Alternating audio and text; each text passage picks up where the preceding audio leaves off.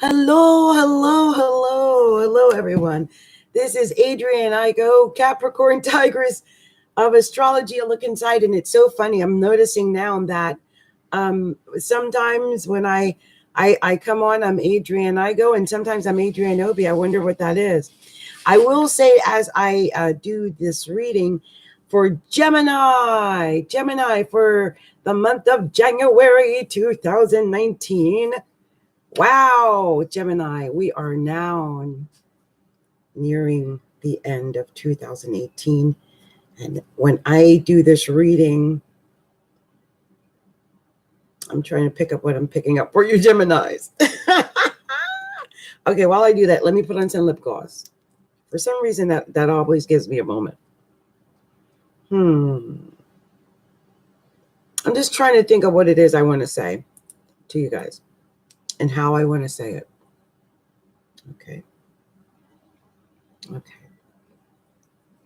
So overwhelmingly for you Geminis, everything's above the horizon. Every single thing, really. I mean, the North Node is down is down there. Wait a minute, let me just make sure I got the right thing. Yeah, I know I got that in Leo. Got that in the wrong one.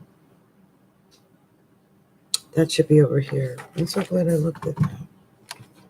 This should be the North Node over here. Let me put that over here. It's full moon. And this is going to be the North Node. Okay, let me go ahead and do that. I just want to get a good vibe. I was wondering why I wasn't getting a good vibe. What are we talking about? I ain't going to be in their second house. Okay, now let me see what I got here. Okay. For some reason, I want to put the party hat on for y'all. I took the party hat off for the last people, but I'm putting the party hat on for y'all. I don't know why. Y'all deserve the party hat. Y'all get the party hat. Uh-oh, what's going on? All right. So as I look at this, first of all, I just want to say for you guys with Gemini rising or Gemini sun, for some reason, I'm talking to Gemini rising more than Gemini sun right now. But of course, as you know, this would resonate with Gemini moon, Gemini rising, and Gemini sun. And that Gemini rising, of course, I've been talking to my soon-to-be ex-husband this entire time. And I feel bad for it because I seem to be relaying my entire business while I'm doing these readings this month. But for real, this has got to be said. My ex, I'm already calling him that. Yeah, this has got to be said. After the 21st, I think we should be able to proceed, with legal matters. I'm thinking that after the 21st, we'll be able to proceed with our legal matters. But you Geminis, my gosh, honey, you guys really have had some craziness, haven't you? I wonder how many of you Geminis have experienced what he has. It's almost like you exploded out of nowhere. Completely. Now, Venus is sitting up near it's going into the 7th. So you're going to have Venus now soon. I think it's already there. We're getting there soon. I'm doing this at the end of December. But as of January, I think for sure, Venus is going to be in the 7th house of partnerships. Your partnerships are going to be very loving. Should be a lot better. It'll feel a lot better than in the past. And of course, Jupiter would be there. Jupiter would also be in the 7th house. It's very lucky having that Jupiter. For some reason, I did not have this Gemini completely done right. I was getting tired that night. I've been fighting some things. This is affecting me in such a weird way because as I look at this and I want to be happy for you Geminis who now have love and you're happy and your relationship or whatever. I want to be happy for you, but I can't help but have my Scorpio Venus be jealous. Venus is still in Scorpio, and I feel a little bit of anger because I never got to experience this the entire time I was with this man. And when the opportunity arose, he chose to experience with someone other than me. But it should be good. And it's hard to explain to someone that we were in a period of darkness, but now there is a period of lightness in the relationships. And this was expected anyway, whether or not it was with this person you're with now, or if you had hung in there with me. You just chose not to. You chose to lie and cheat and form emotional bonds with other people. And some of you might have done that because it was ugly, wasn't it? It has been ugly for a lot of people in their relationships up until recently when Jupiter went into Sagittarius over the last month or so. And, Venus got into Scorpio, and some of you guys made some decisions, and some of the relationships, the marriages went on the rocks. I hope many of you stuck in, to your vows, hung in there with your relationships and your marriages and didn't cave in, because now Venus is in that 7th house. It's in the house of marriage. It's in with the relationships. Jupiter is there. Jupiter is going to be blessing your relationships. It's all uphill all year long from here. And your sexual libido is improving. Oh my God. All the sex I never got, I'm sure you're having it with somebody else, because Lord have mercy. Why didn't I get any of that? I'm so jealous. Lord. Anyway, you got quite a packed house, and there should be money coming. Somebody's giving you money. Somebody's giving you money. You should be doing well getting money, because the North Node's going to be down in the solar 2nd house, getting money. That's the area of focus. You're going to start rebuilding what you lost. You'll have money coming. Yeah, money is coming. And on top of that, on the other side, you've got this huge stellium. Everyone does. Capricorn is huge in January. It's going to have the sun in Capricorn, the moon in Capricorn, Saturn in Capricorn, Pluto in Capricorn, Mercury in Capricorn. The new moon conjunct the sun on the 5th of January in Capricorn, conjunct Vega, the fixed planet in Capricorn, all occurring around 15 degrees of Capricorn. And there's going to be a partial solar eclipse in Capricorn. It's a big month, and that is your solar 8th house of money. Both money. The money axis is being activated, really. Wow.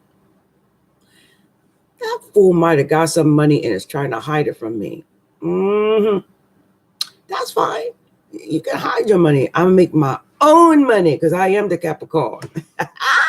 And you know what you won't be getting? You won't be getting nothing from me. That's what you won't be getting. I'll tell you that. If I make the money, you won't be getting it because I'm going to hide that mess. See that Pluto sitting up in the 8th house? Sorry, talking to the chart.